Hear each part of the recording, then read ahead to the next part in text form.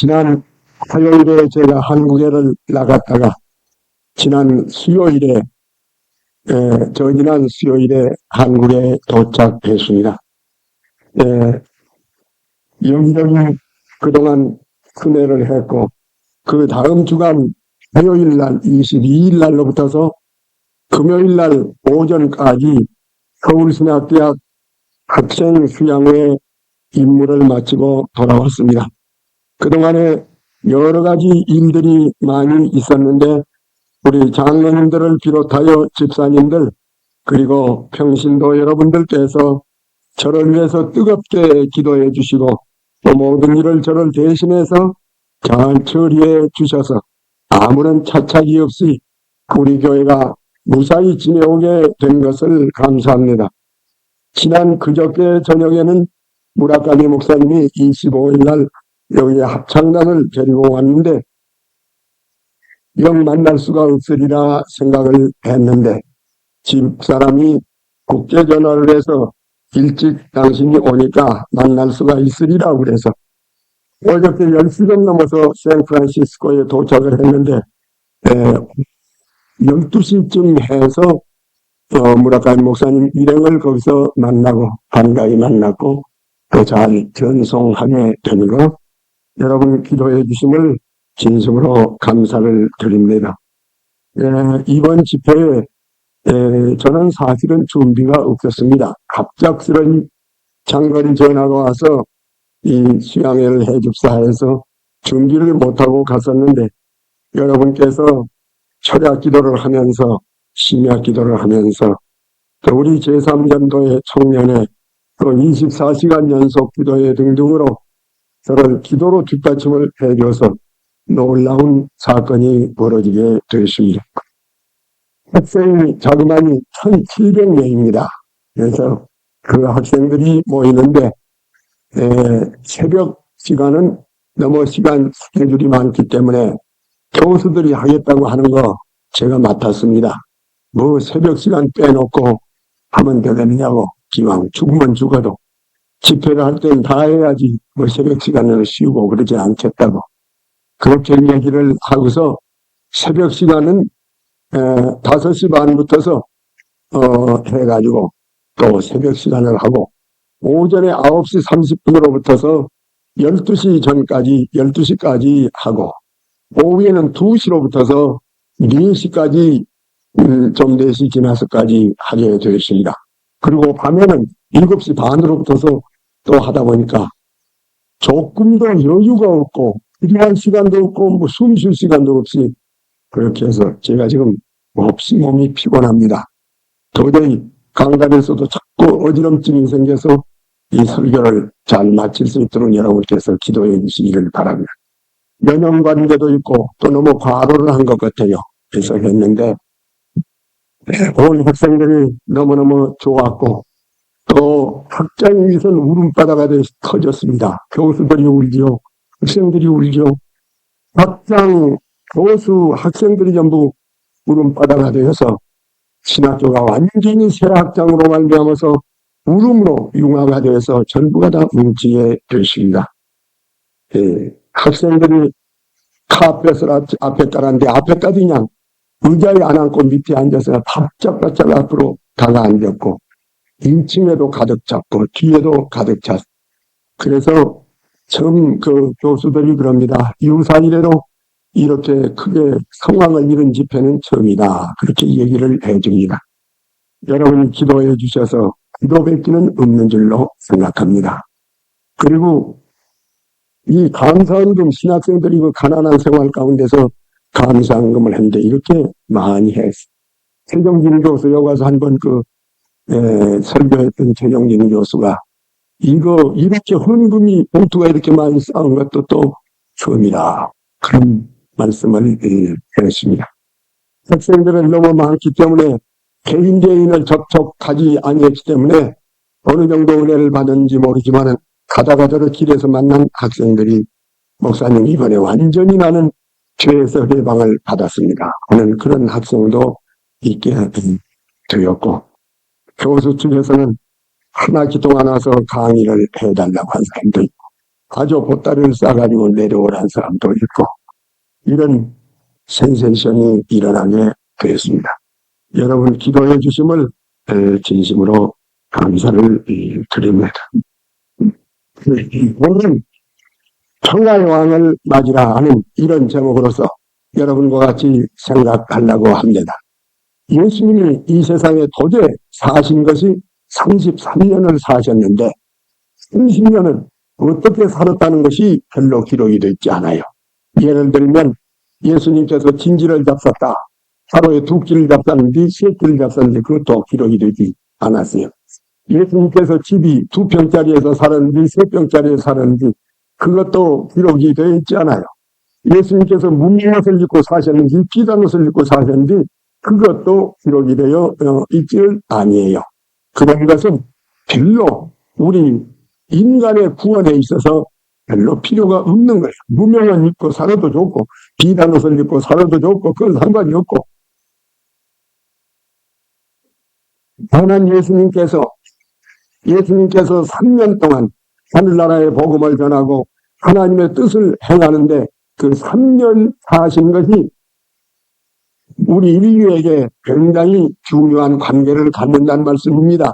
그런데 그 3년 사신 것 중에서도 배 타고 오셨다, 가셨다, 설교하셨다 다 중요하지만은 특별히 그 중에서도 예수님이 일주일 동안 고난을 당하시면서 마지막에 십자가에 못 박혀서 돌아가셨다 그런 말씀입니다. 그러니까 오늘부터서 시작해서 오늘이 열흘이거든요.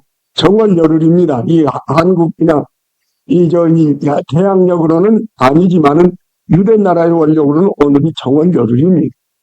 정월 열흘 날로부터 시작해서 19날이 목요일인데 예수님께서 19날 붙잡혀가지고 신문을 받으시고 19날이 목요일날 저녁으로부터서 금요일날 저녁까지 하루예요. 그래서 유대나라 사람들은 이상해서 아침부터 저녁까지 하루 친 것이 아니라 이 저녁에서 그 다음날 저녁까지 하루를 쳐요. 그러니까 19날이 목요일날 저녁부터 시작이 돼요. 목요일날 낮까지는 그 13날로 붙는 거예요. 그리고 19날이 목요일날 저녁부터서 시작해서 금요일날 저녁까지가 19날이 되는 것입니다. 19날은 6월절이라고 그래서 이스라엘 사람들이 양을 잡아서 자기 문설주에다 바르고 하나님 앞에 6월절 절기를 지키는 것입니다. 그런데 예수님께서는 6월절 양을 대표라 그렇게 되어 있습니다. 그래서 예수님이 19날로부터서 잡혀가지고 고통을 당하다가 19날 날이 새고 아침 9시로부터서 십자가 위에서 매달려서 그날 오후 19날 끝이 되기 전에 그들은 허둥지둥 예수를 시체를 갖다가 무덤에다가 장사를 지낸 그런 사건을 우리가 봅니다. 그러니까 주일날로부터서 19날 부활하신 그 일주일간이 굉장히 중요한 거란 말. 예수님이 죽어주시지 않았으면 우리는 망할 수밖에 없단 말이에요. 예수님이 죽어주시지 않았으면 우리가 하나님 앞에 기도했자 말자 헛것이란 말이에요. 예수님이 죽어주시지 않았으면 우리는 죄의 종이 된단 말이에요. 진로를 면할 수가 없다고 말입니다. 그래서 예수님께서 고난을 당하시고 잡히시고 죽으시고 부활하신 일까지가 그 일이 되어진 일주일이 굉장히 중요하기 때문에 이 예수님의 전기는 30년 동안은 다 없애버리고 9년 동안을 기록했는데 9년 동안에서도 이 일주일에 되어진 일을 기록을 3분의 1을 기록을 했다는 말씀입니다. 그러니까 이 일주일에 이 고난을 당하시고 잡히시고 죽으시고 부활하셨다는 이 사건이 얼마나 귀중한 것을 우리들이 볼 수가 있는 것입니다. 그런데 그 일주일에 되어진 일이 여러 가지가 있지만은 제일 첫날, 그러니까 유대 달력으로 정월 열흘날 되어진 사건이 있었는데 이 사건을 통해서 우리가 이 열흘날을 공여주일이다. 그래서 순환주간, 예수님이 고난주간 중에서 첫날은 종려주일로 우리가 지키게 된 것입니다. 이 종려주일, 이 종려주일은 예수님께서 특별히 평화의 왕으로 오신 것을 상징하는 것입니다.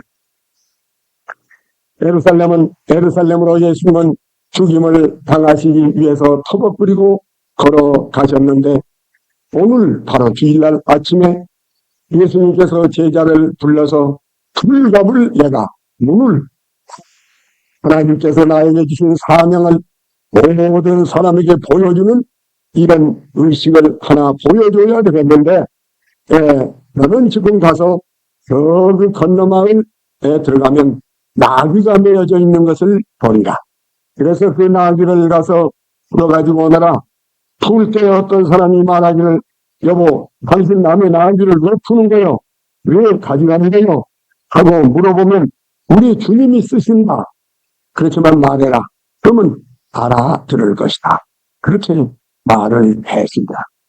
예수님께서 평소에는 인간과 같이 잡수시고 주무시고 이렇게 살지만은 어떠한 하나님의 뜻을 이루는 일을 할 때는 하나님의 성품을 나타내서 하나님의 지혜를 나타내서 하나님께서 하시지 아니하면 보통 사람이 할 수 없는 그런 지혜를 발휘하고 그런 능력을 발휘하신 것을 보면 사람들이 건너마을에 나귀가 매여 있는 걸 어떻게 압니까? 가서 가거라. 나귀가 있으면 풀어. 누가 너를 보고 물어볼 거다. 뭐 달라고 그러느냐? 그리고 물어보면 우리 주님이 쓰시겠다고 그래. 무엇이 있는 거? 어떠한 일이 일어날 거? 다 아시고 이 종료주일에 예수님이 우리에게 보여준 사건은 보통 사건이 아니고 그 큰 사건이기 때문에 이 일을 예수님께서 시키셨던 것입니다. 그래서 제자들이 가서 보니까 나귀가 있습니다. 나귀를 푸니까 주인이 있다가 못하려고 그럽니까? 그래서 우리 주님이 있습니다. 그러니까 또 그 사람도 이상하게 그 말 한마디만 듣고 그래 됐습니다. 가져가십시오. 이 나귀를 끌고 온 거예요. 도무지 이거 두 사람이나 알 수 없는 처자에 난 일입니다. 그런데 그래가지고는 나귀에다가 좋은 안장을 놓지 않냐고 사람이 입고 다니는 두루마기 같은 그런 옷을 벗어서 나귀 위에다 안장을 얹고서 사랑하게 예수님을 모셔 탔습니다. 그래서 그랬는데 그때 사람들의 인심이 갑자기 예수님을 왕으로 현영하고 싶은 생각이 일어나서 인심이 그렇게 발동을 합니다. 그래가지고 사람들이 앞으로 따르며 뒤로 따르면서 옷을 벗어서 길에다 깔고 종려나무 가지를 뒤에다가 앞에다 깔면서 앞으로 따르고 뒤로 따르면서 호산나 호산나 호산나라는 것은 우리를 구원하소서 우리를 구원하소서라는 말인데 그때는 만세 만세 하는 그런 말로 쓰는 겁니다. 사람들이 따르면서 호산나를 불렀습니다. 그것도 이상한 거요. 인심이 갑작스러이 예수를 왕으로 모셔서 애기들까지 전부 인심이 동해가지고 예수를 왕으로 모시는 그런 일을 하게 되십니다. 그래 6월절이 가깝기 때문에 동서남북에서 모두 사람들이 모였는데 일행들이 호산나 호산나를 부르면서 정력까지를 흐르면서 행렬이 벌어지니까 사람들이 놀래가지고 이게 무슨 일이냐고 무엇이 이런 일이 있느냐고 야단을 치는데 예수님은 당당하게 나귀를 타고 더벅더벅 하면서 예루살렘에 입성을 하게 된 것입니다. 그런데 이것은 우연히 되어지는 것이 아니라 이때로부터서 약 500년 전에 스가랴라고 하는 선지자가 예언을 했습니다. 장차 인류의 구주 예수 그리스도는 평화의 왕으로서 나귀를 타고 그 백성들 향해 행진해서 들어갈 것을 말했습니다. 여기 보면 스가랴서 9장 9절에 보면 시온에 따라 크게 기뻐할지어다 예루살렘에 따라 즐거이 부를지어다 보라 네 왕이 네게 임만하니 그는 공의로우며 구원을 베풀며 겸손하여서 나귀를 타나니 나귀의 작은 것 곧 나귀 새끼니라 하는 그런 말씀을 스가랴가 500년 전에 500년 후에 하나님의 아들 예수님께서 자기 백성에게 갈 때에 나귀를 타고 겸손한 자세로 구원을 베풀기 위해서 공의로우신 왕으로서 임할 것을 말씀하셨는데 바로 오늘 그 나귀를 타고 들어가시게 됩니다. 여기에서 오늘 예수님이 이 말을 타고 오지 아니하고 나귀를 타고 여기 오셨다는데 큰 뜻이 있습니다. 왜 예수님은 이날 해필이면 이 나귀를 타고 가셨으며 어떻게 해서 사람의 인심을 동해가지고 예수님을 왕으로 모시게 했으며 어떻게 해서 남의 나귀를 가서 제자를 시켜 데려다가 그 위에 타게 했느냐는 이 일을 왜 주님께서 하셨는가 하는 이 일을 오늘 우리가 깊이 생각을 해보려고 하는 것입니다. 어린아이들이 성령의 감동함을 받아가지고 앞으로 따르며 뒤로 따르면서 어린 것들이 예수님을 향하여 호산나 호산나 찬송을 부르게 된 것입니다. 이것도 어린아이들이 성령의 감동을 받아가지고 예수님을 찬송할 것이란 말이 1편에 기록이 되어 있습니다. 1편 2절을 누가 한번 읽어주세요.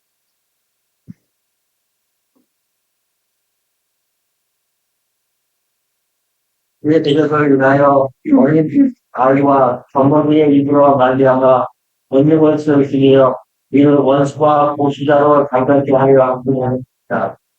어린아이들의 입을 통해서 하나님께서 찬송을 하게 만드셨다고 하는 것입니다. 그러므로 여러분 꼭 우리가 한 가지 알 것은 하나님의 계획이 되는 대로 되는 거 아니에요.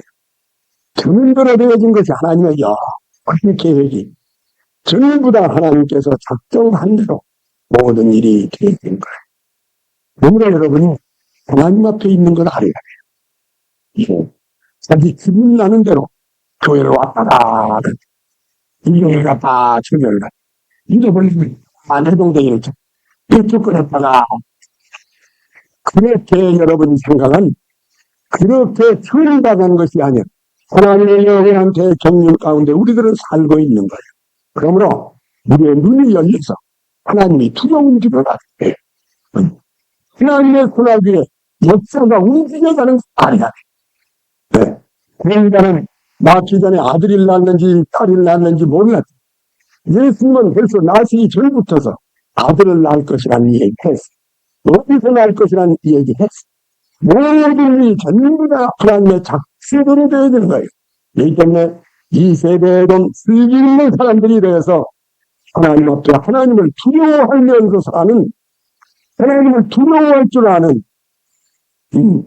그런 우리가 되어야 돼요. 하룻강아지가 범이 무서운 줄 모르는 이런 생활을 보내지 말고 하나님 앞에 성경을 읽고 하나님의 주인을 알고 우리가 하나님 앞에서 사는 것이 얼마나 귀하며 우리에게 하나님께서 사명을 주시며 그 사명을 완수한다는 것이 얼마나 영광스러운 것인 줄을 알고 하나님의 섭리를 깨닫고 엄숙한 심정으로 사는 경건함이 여러분과 나에게 있기를 바라는 것입니다. 여기 보면 어린아이들이 호산나를 부를 것을 시편 8편에 기록을 했습니다. 그러므로 이 어린아이들이 예수님을 환영하던 그때보다도 1년 전에 다윗의 입을 통해서 시편을 말씀을 합니다. 그래서 어린아이들이 예수님을 환영하는 그런 일이 있게 된 것입니다. 그러면 오늘 예수님이 왜 이 일을 하셨는가? 어째서 해필이면 나귀를 타셨는가? 왜 안장을 놓지 않고 옷을 벗어 안장으로 삼고 호락하게 나귀를 타고 하셨는가? 예수님은 왕으로 임하시는데 처음에는 겸손한 왕, 평화의 왕 이런 왕으로 오세요. 둘째 번에는 무서운 왕, 정복하는 왕으로 오시게 되는 것입니다. 우리 한번 보실까요? 요한계시록 19장을 한번 읽어주세요. 요한계시록 19장 11절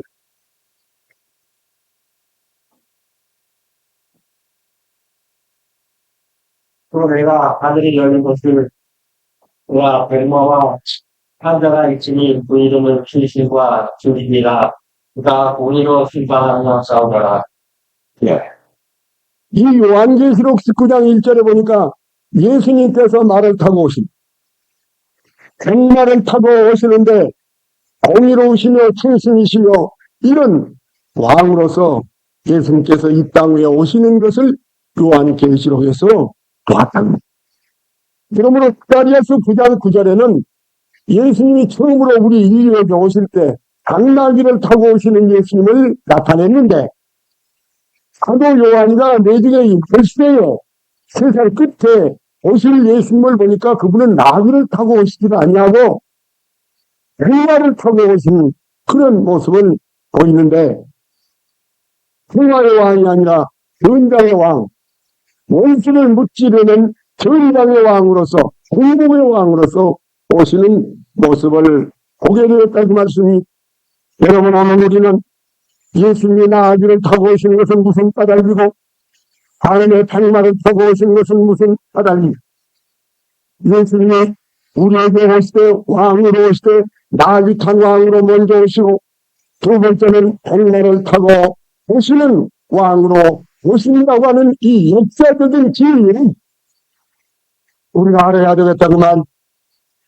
여러분 망원경이 뭡니까? 망원경은 이렇게 보면은 사람이 희미하게 안 보이는 것이 여기 보여요. 멀리를 보는 것이 망원경이. 우리의 성경은 망원경일 것 같아요. 과거에 예수님이 길가서 이런 아기를 타고 오셨다 그 지나가는 것이니까 우리가 알지요. 앞으로는 백마를 타고 오신다는 게 반하게 성경을 읽어야 그걸 알아요. 성경을 읽는 가운데 하나님의 계획을 알아요. 성경을 읽는 가운데 이 안 되지만은 현미경에 넣으면 금이 보여요.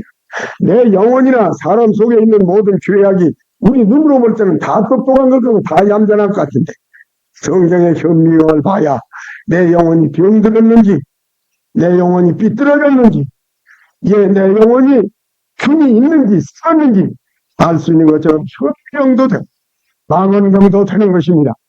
우리가 이 그것을 볼 때 예수님이 두 번째 올 때는 백마를 타고 오시는 예수님이 오실 것인 것을 우리가 알게 됩니다. 오늘이 먼저 나귀를 타고 오신 예수님을 우리가 좀 생각을 해보려고 하는 것입니다. 나귀는 평화의 동물이에요. 백마는 발길로 짓밟는 거예요. 여러분 전쟁하러 나가면서 나귀 타고 전쟁하러 다니는 사람 봤어요? 전쟁은 말을 짜고 타는 거예요. 이 전쟁에 가서는 말을 타는 게 좋은 거예요. 말은 한 와도 무서워하지 않아요. 말이 말 타고 가는데 전쟁하러 갈 때 말이 무서워 않지 않아요? 칼이 비오더라도 말은 나가도 지가 얻어맞아 죽어도 가는 거예요. 이 전쟁에 쓰는 것이 말이에요. 전쟁은 말은 죽음을 무서워하지 않아요. 그리고 말은 가면서 짓밟아요. 원수의 대가리도 말굽으로 짓밟아요. 그래서 그냥 그 나라든지 그 영토를 선포해요. 그래서 말을 타고 그 병정들이 몰려오고 침략군들이 몰려올 때는 집이고 사람이고 물꿈 밑에 밟고 청소하고 가는 겁니다. 이제 나귀는 그런 짐승이 아니에요.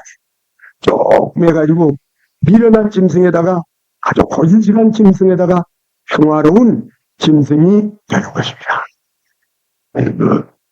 예수님이 이 세상에 먼저 왕으로 오시되 우리 죄인들을 말굽으로 막 짓밟아버리면 전부 지옥 갈 것 아니요.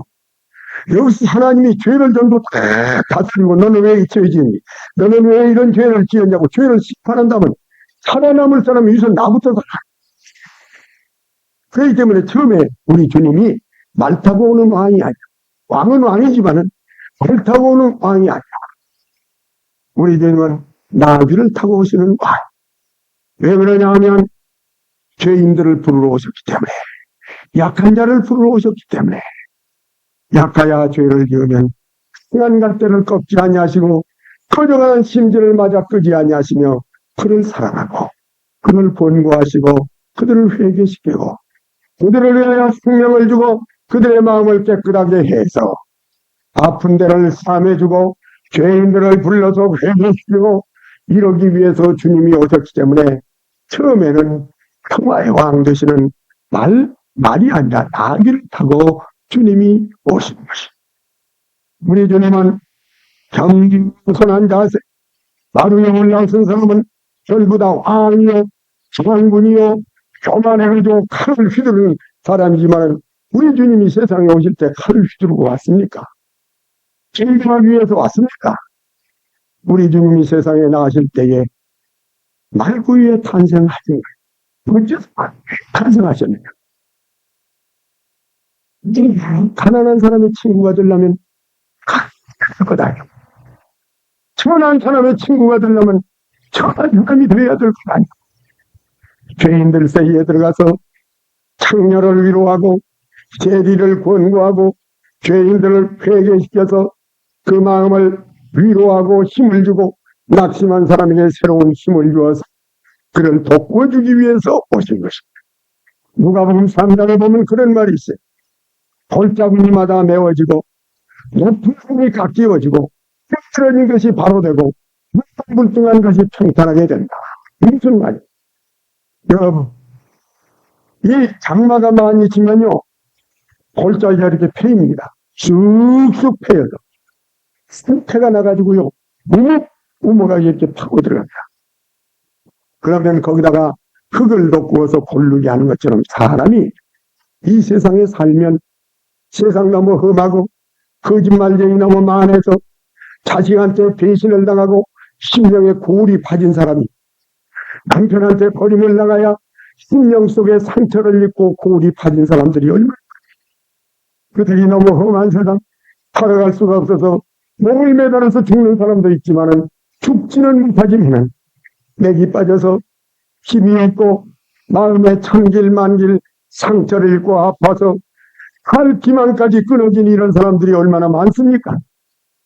그런 사람에게 말씀을 가지고 탱을 기축을 흘리면서 오는 사람이면 그런 사람을 어떻게 구원하시겠습니까?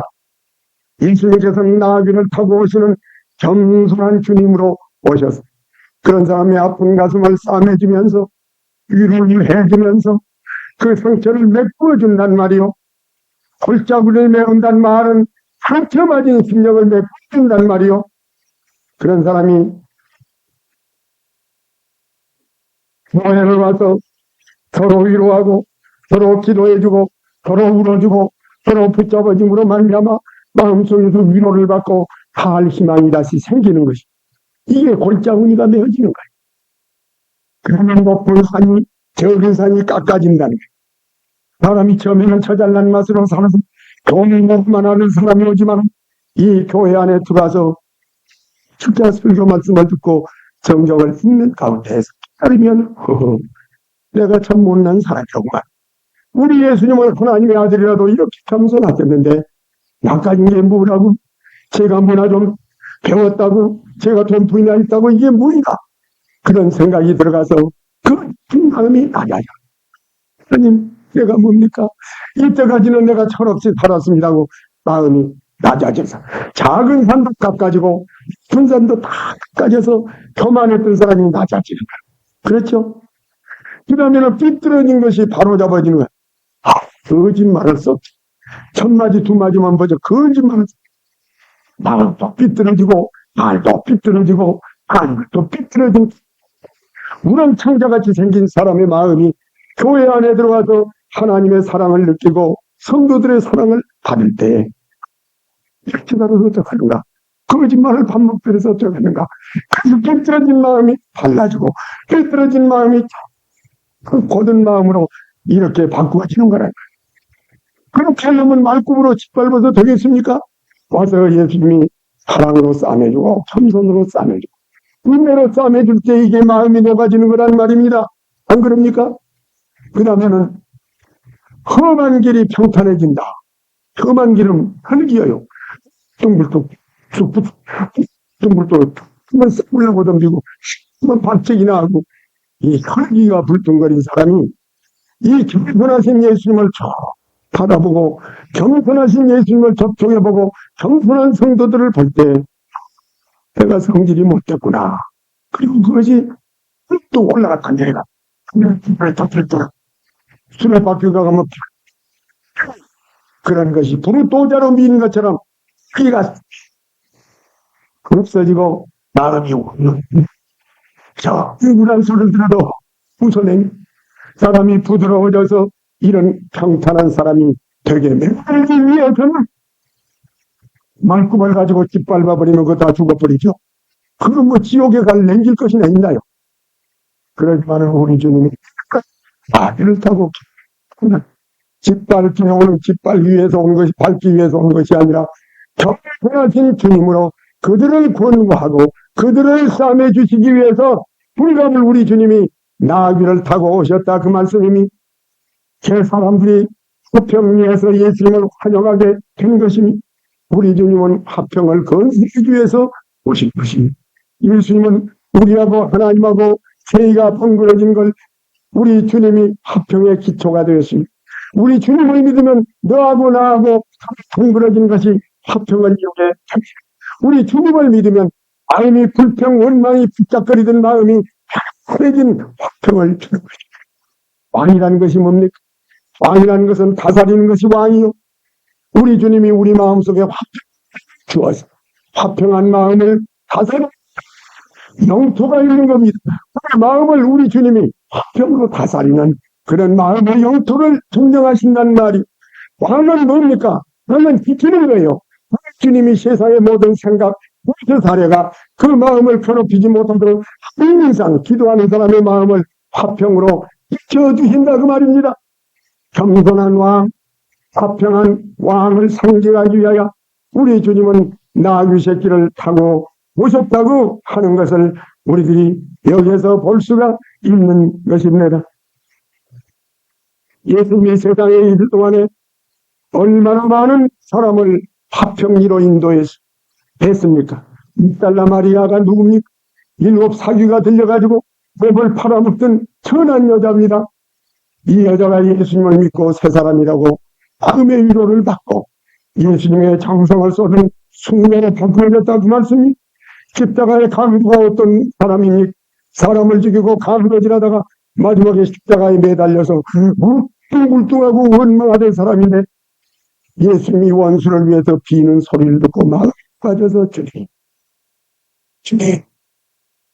나는 죄 짓다가 이렇게 죽어 마땅하지만은 주님은 죄도 없이 죽으십니까? 그러시면서 주님 생각하면 나는 이때까지 죄만 짓기 위해서 생존한 사람같이 살았지만은 주님 나라에 임하실 때 나 같은 놈도 기억을 해주세요. 그러니까 우리 주님이 반가워하면서 오야 걱정하지 마라. 왜 사람을 죽였으면 어쩌냐? 왜 도둑질했으면 어쩌냐? 너는 나를 믿음으로 인해서 나와 같이 오늘 남편에 가리라고. 헛새 고렛 박사가 이때 물어보니까 자기가 하늘나라에 갔을 때 십자가의 강도를 만났대. 그 십자가의 강도가 거기 올라가게 주님의 죄를 짓다가 사람에게 끌려와서 돌멩이로 맞아 죽을 판인데 이게 부끄럽기도 하고 창피하기도 하고 돌멩이를 맞아서 죽으려니 콩콩입에 예수님은 이것을 물리쳐버리고 세상에 죄 없는 사람이 어떠합니까? 너 죄 지었지만은 지금이라도 예수를 믿고 회개하고 하나님께서 죄를 용서하실 때 여자야 이제는 그 죄를 한다. 그 죄를 지으면 못 쓴단다. 지는 그러지 마라. 그러면서 힘을 주시면서 여자를 감화해서 살려서 돌려보냈더니 그 여자가 가서 얼마나 울고 얼마나 땅을 치고 회개하고 얼마나 그가 마음에 결심을 했는지 그 여자가 후일에 자기로 예수를 믿어서 푸는 나라에 가니까 그 여자가 와 있지. 이게 뭡니까? 꼭 긁어가지고 이런 나귀를 타고 아픈 사람을 위로하고 정신 평화를 전하기 위한 겸손한 자세로 예수님께서 가시기는 가시지만은 왕이란 말이요. 왕이 아니고는 이 마음을 지켜주겠습니까? 마귀란 놈이 오면 아무리 주님은 죄 짓는 사람 인간에게는 평화스럽지만은 우리한테는 계시는 왕권이 있으시단 말이에요. 왕권은 있으시되 이건 왕권이 아니라 건이란 말이오. 건이란 말이오. 그렇기 때문에 지금 간 것이 아니라 평화스럽게 해주기 위해서. 사랑하는 여러분, 우리는 어떠한 죄인이라도 왕을 심판할 권리가 없습니다. 우리 주님이 깃발 버리지 않고 나를 싸매 주심으로 이렇게 구원함을 받았는데, 우리 주님이 사랑하는 모든 사람에게 축복을 해 주시는, 참으로 우리는 모든 사람을, 죄 짓는 사람을 욕하고 욕하지 말고 위로하고 권면하고 싸매주는 평화의 왕의 이 일을 도와야 되겠다, 그 말씀입니다. 그러나 우리 주님은 한계가 있어요. 지금 예수님을 그렇게 우리가 평화의 왕으로 모시지 않냐고. 예수님이 우리를 사랑하는데 서로 고통이나 튀고 빈정되고 교만하고 그러면 이러면 이제 기한이 넘으면 그때는 말 타고 오신다. 예수님이 백마를 타고. 그래서 마음씩 들고 여기다 쓰는 그때는 용서가 없어요. 관정이 있다고. 뭐든지 우리 주님이 기쁨은 용서하지만은 백마를 타고 오실 때는 용서가 없어요. 그때는 완전히 몸이 다쳐지고 기한이 정해지고 기한이 넘어가는 거예요. 그렇기 때문에 그때는 말꿈을 가지고 그리스도 기쁘고 생기하는 체력을 기뻐할 거예요. 그리스도를 따라다니는 죄인들을 모두 모아서 심판을 하시는 백마가를 타고 오시는 주님을 맞이하게 될 텐데, 이 기한이 넘어가기 전에 평화의 왕으로서 우리에게 오시는 예수님을 맞이해야 되겠습니다. 우리가 여기에서 보면 주님을 돕는 사람이 있으면, 첫째는 이 사람이 누군지 모르지만은 나그의 소유자입니다. 이 사람은 이름도 나타나지를 않았습니다. 어느 구석에서 사는 감산산 갯방의 동네에서 살지만은 이 사람이 누군지 우리는 성경에서 찾아볼 수가 없습니다. 다만 예수님의 깊은 뜻을 깨닫고 예수님이 어째서 나귀를 타고 들어가셔야 되며 평화의 왕으로 오셔야 된다는 예수의 심정을 아는, 그래서 이분이 예수님의 제자가 나귀를 끌고 왔을 때 왜 그러냐고 물으니까 예수님이 주님이 쓰신다고 하야. 주님이 쓰신다는 그래서 됐습니다. 가지고 이 사람이 지금까지 누군 줄 모르지만 평소에부터 이 사람은 예수님을 섬기는 사람, 예수님을 도와드리는 사람이요, 하나님의 뜻을 아는 사람이요, 하나님의 뜻을 받드는 무명지 인사입니다. 오늘날 우리 교회 안에서 어떠한 사람이 필요합니까? 언제든지 하나님의 뜻을 받들어서 내 마음이 쓰리고 괴롭지만은 우리가 그걸 참고 주님의 뜻이라면 참겠습니다. 주님의 뜻만을 제일주의로 사는 사람이 있을 거예요. 그 사람이 하는 일을 아무도 모를 거예요. 어떤 신자가 시험을 받아서 어려우면 아무도 모르게 놀래가서 그 사람을 위로하고 그 사람을 달래주면서 이렇게 일하는, 이름도 없이 빛도 없이 교회 안에서 봉사하는 이런 사람이 있어요. 이런 사람이 있을 때 예수님의 일을 돕고 있는 것입니다. 이만한 일만 하면 이만큼 했다고 자기를 내세우는 사람, 별로 반갑지 않는 사람이요. 사랑하는 여러분, 또 지 비밀에 좁은 틀이라고 삐뚱빼뚱하고 교회를 지 비밀 맞추려고 댕기는가? 사람이 여러 사람이 모이니까 어느 때는 자기를 오해하는 수도 있고 자기가 잘한다고 했는데 자기를 잘못 알아준 사람도 있겠지. 비밀에 틀린 분도 있겠지. 그러나 주님의 뜻이라면 다 같은 것이 무엇입니까? 주님이여, 내가 욕을 먹고 오해를 받아도 주의 뜻이면 그대로 순종하겠습니다. 필요 없이 자기를 순종하는 이런 사람이 거기도 준비하고 여러 가지 또 준비를 해서 평화의 왕의 사업을 하는 사람이 필요하다, 그 말씀입니다. 여기 보면 찬송을 우리가 하는 사람을 볼 수가 있어요. 아이들이 말하기를 호산나 다윗의 자손이여 아뢰시, 우리를 구원해 주소서. 하나님을 찬송하는 찬송형으로 충만한 사람, 이 아이들이 없었으면 예수님이 찬송을 못 받을 뻔했다. 이 어린 것들이 성령의 감동함을 받아서 마음속으로부터 주님 호산나 호산나 호산나 찬송 소리가 우두tun들 얼마나 정말이죠. 찬송하는 사람 다 가지고 마귀를 타고 오신 예수님을 기쁘시고 우리는 찬송이라는 게 귀한 재물이 다른 것이 아니라 찬송.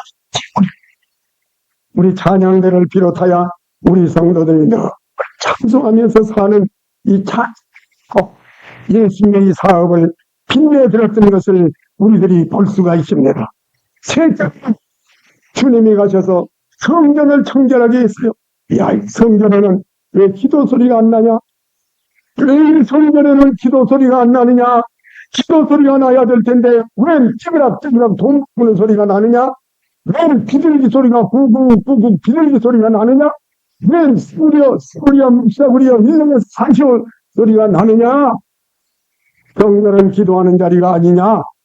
우리 마음이 성전이라고 그랬는데 우리 마음이 아무것도 그냥 기도 소리가 끝이지 않아야 주님이 우리 마음속에 살기가 좋은데 기도 안다고 이 마음에서 몇 푼 벌어야 할 텐데 몇 푼 남았네, 몇 푼 손해받았네, 누구가 얼마를 뛰어먹었네. 그래서 그냥 아침부터 저녁까지 돈 부는 소리가 기도 소리는 듣고 죽을래도 없고 하나님께서 섭섭하셔서 만왕의 왕, 이 평화의 왕을 모시려면 기도 소리가 있어야 돼요. 우리 교회 안에서 기도하지만은 우리의 심령을 기도 소리로 가득 채우게 될 때에 우리의 주님은 예루살렘에 오셔서 충신히 평화의 왕이신 것을 보여주셨던 것입니다. 사랑하는 성도 여러분, 우리는 우리 주님을 모셔드리십시오. 평화의 왕으로 모셔드리십시오. 마음에 지저분한 것을 회개하고 예수님을 우리 마음속에 깊이 모셔드려서 평화의 왕으로 우리가 모시고 우리 마음속에 평화가 가득 차 있는 우리 성도들이 되어지기를 바랍니다. 사랑하신 우리 아버지 하나님, 우리 주님이 말굽을 가지고 지축을 흔들리는 정복의 주님으로 오셨더라면 우리는 이미 망한 지가 오래됐을 것입니다마는 우리 주님은 겸손하게 나귀를 타고 우리에게 오셨는데 겸손하고 평화스럽고 이렇게 참 이런 왕으로서 우리에게 오셔주심을 감사합니다. 하나님 아버지, 우리는 소리 없이 빛도 없이 주님을 섬기는 나귀의 주인과 같이 되어지기를 바랍니다. 우리는 어린아이와 같이 항상 기도의 영, 찬송의 영으로 충만하여 찬송을 가지고 주를 영원롭게 하게 하여 주시옵소서. 우리의 심령은 하나님의 성전이 되어서 기도 소리가 가득 찬 성전이 되도록 되어지기를 간절히 바라옵나이다. 이리하여 우리가 평화의 왕을 모시고 우리의 가슴에 평화가 가득 차게 될 때 말굽을 타고 오신 우리 주님은 우리 주님을 맞이하는 것이 아니라 우리가 예수님과 동행해서 예수님이 오실 때 우리도 예수님을 성령에서 올 수 있는 우리들이 되게 하여 주시기를 간절히 바라옵고 기도하면서 예수님 이름으로 기도하옵나이다. 아멘.